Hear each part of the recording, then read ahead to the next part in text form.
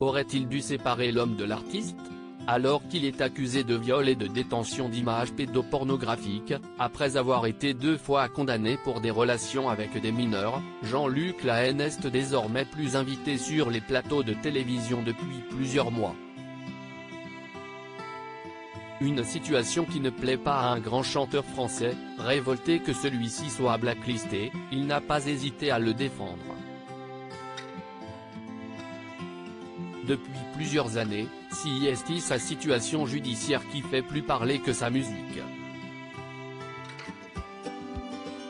Après avoir été condamné 2 fois pour atteinte sexuelle sur mineur de 15 ans puis pour corruption de mineurs, en 2007 et 2015, le chanteur Jean-Luc Lahaye se débat en effet ces derniers mois avec de nouvelles accusations, de détention d'images pédopornographiques, mais aussi de viol.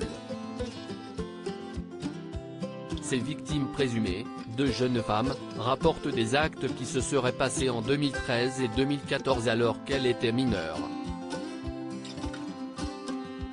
De très graves accusations, qui, couplées à son passé très chargé, lui valent de ne plus faire partie de la vie médiatique, même lorsque les chaînes de télévision organisent des émissions regroupant les artistes d'une génération.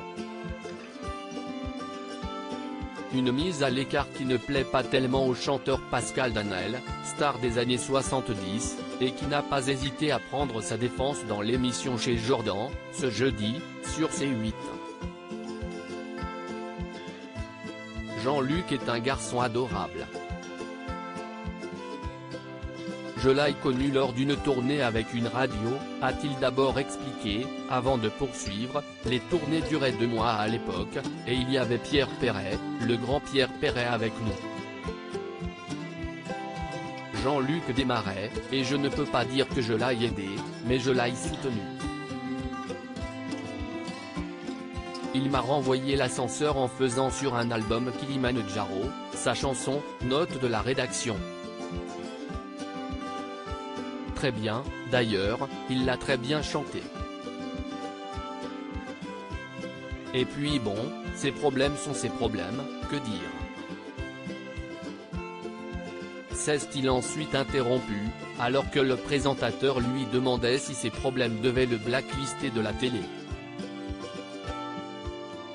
Non, ou alors il faut en blacklister beaucoup, a répondu le chanteur à la voix rocailleuse, auteur du Kilimanjaro ou encore de la plage romantique.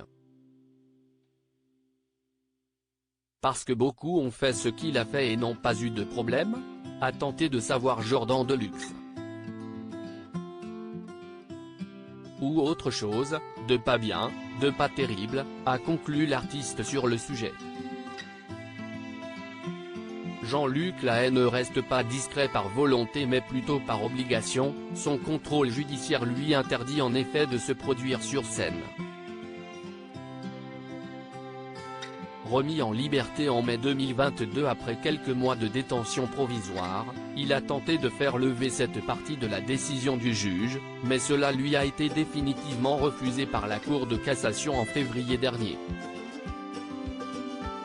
En attendant son procès, il n'est donc pas prêt de revenir dans la lumière. Jean-Luc Lahaye reste présumé innocent des faits qui lui sont reprochés jusqu'à la clôture définitive de l'affaire.